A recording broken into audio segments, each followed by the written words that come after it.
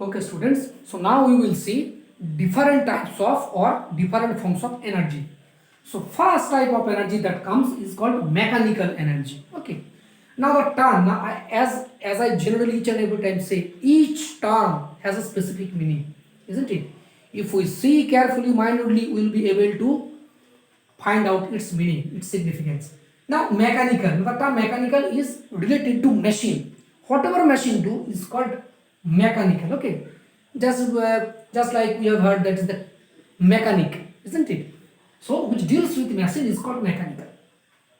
Okay, so the energy which is related to involved to the machine is called mechanical energy. Now mechanical energy, what is mechanical energy? The mechanical energy is the energy possessed by anybody either due to change in its position or due to its motion. So you can see there are two conditions, isn't it?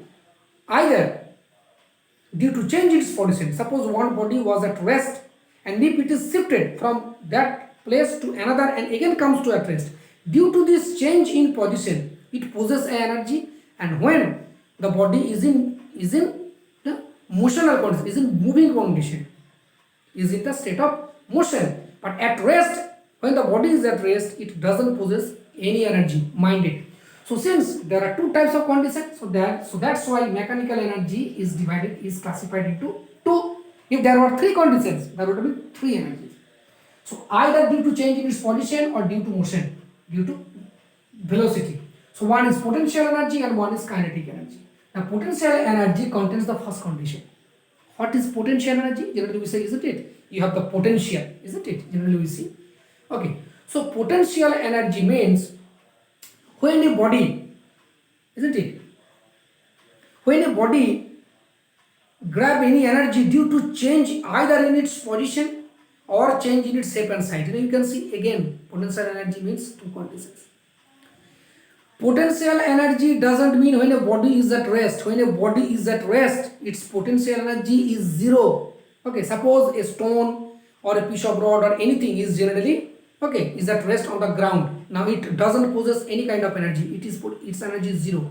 But if we take and move and throw it, or if we lift it, then it means now we have changed its position, and due to its change its position from one place to another, again it becomes at rest. Because if it moves with velocity, if it continue moves with velocity, then it will possess kinetic energy. Suppose we have taken something from one place and then we shift it to another. Okay, just like that is potential energy. Suppose there is a body here A, we have shifted this and it takes a new position B. So due to this, or it may be in vertical height also.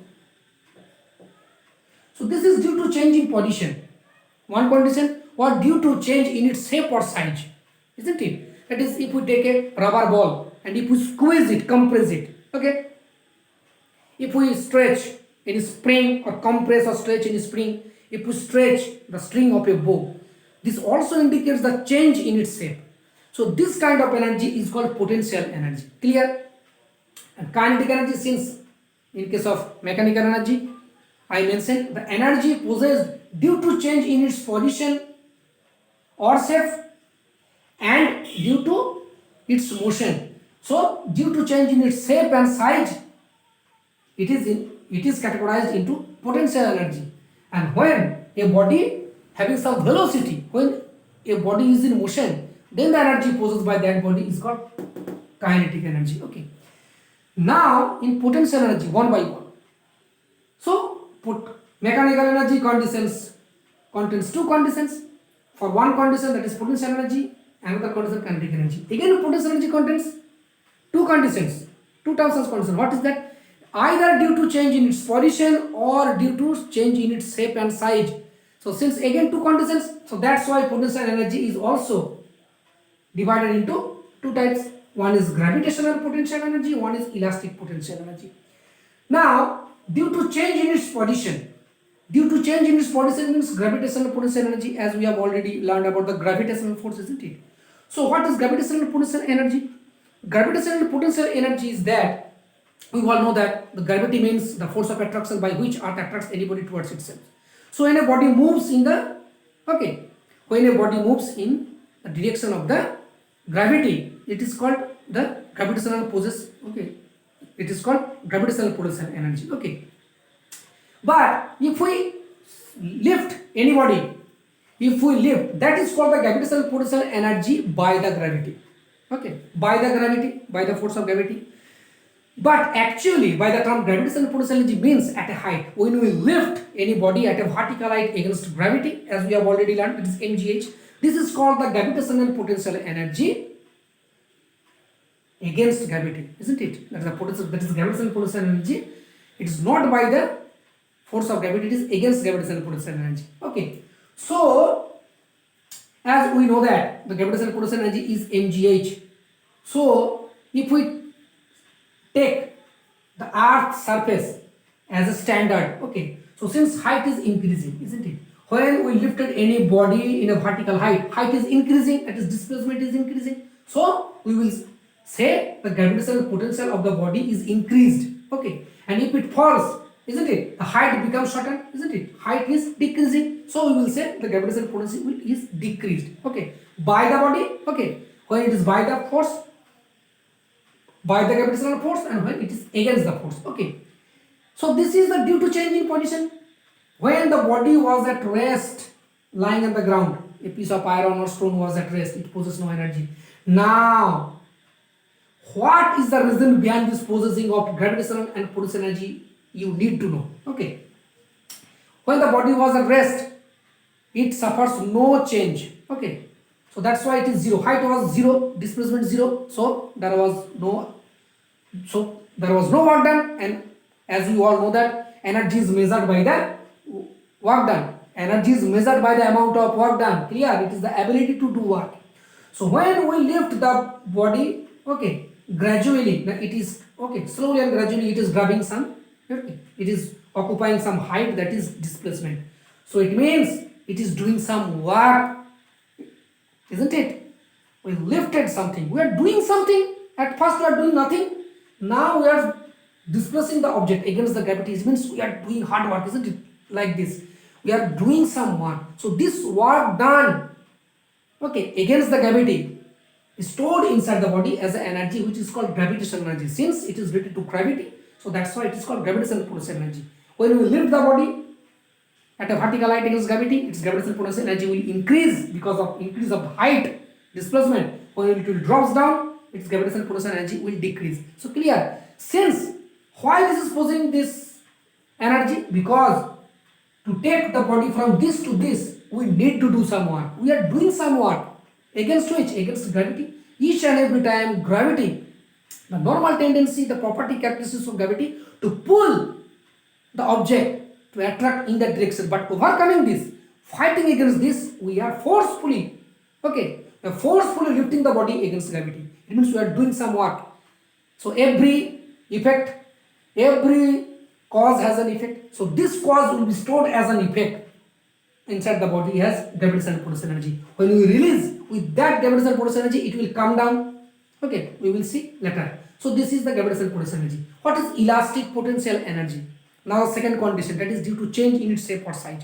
As I have already mentioned, when we squeeze or compress a rubber ball, compress or stretch a spring, stretch the string of a bow, what is happening here? Due to shape and size, it is called elastic potential energy. When you try to, due to shape, change in shape and size of a body, the energy possessed by a body is called elastic, isn't it? It is elasticity, isn't it? Elasticity. Flexibility comes, isn't it? So why is it happening? Now, think very minutely. When we stretch a rubber or the bow of a string, as soon as we release, it will restore its original position. It means it don't want to change its shape. It's a normal tendency, isn't it? Each and every creature in this world, even we, if anybody gives us some knowledge, gives some command, do we agree with it without any argue? No. At first we think whether we should please do this, go there. Our normal tendency, inheritance tendency, okay, is to deny with that, isn't it? So just like that, when a rubber, if we stretch a rubber tape, and when we release, it restores its original position. So what does it mean? It means it don't want to change. It don't want to deform. Deform the shape, isn't it? Because how could you understand? Because as soon as you release, it grabs its original position. If we stretch a spring, release, then it will grab its original position. If we compress, squeeze a rubber ball, okay, with as soon as you releasing, we will take its original shape and size. So what does it mean? It means it is not at all interested in deforming. Otherwise, if it would interest, then after squeezing and after releasing the external force, it will, okay, it won't take its original shape. It will remain in that position, in the squeezed form.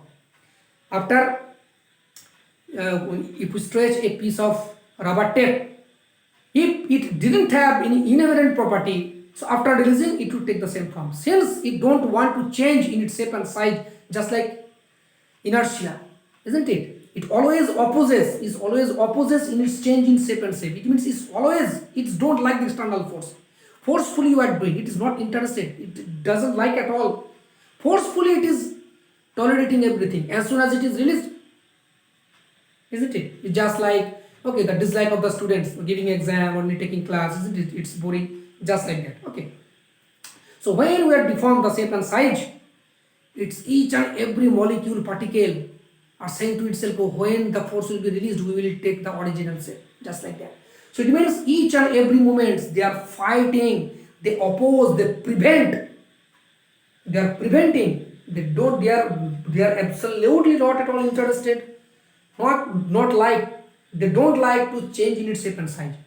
So it means when they are applying the external force, it is fighting with the external force, and because of this fighting external force, they are doing some work against their like, okay, against that desire. Everything is happening against that desire. Why? Against, as soon as released, it takes back the original position. If they liked it, they won't get the original position, original shape and size. So that change, that opposing force, that is the fight or opposing force against the external force, the opposing force they supply, they provide against the external force stored inside it as an energy. As I said, they are not at all interested to change in its shape or size. They always want to remain at its initial position. By applying external force, we are forcefully deforming it. It means we are giving change, we are creating change in its shape and size. And they are not all interested.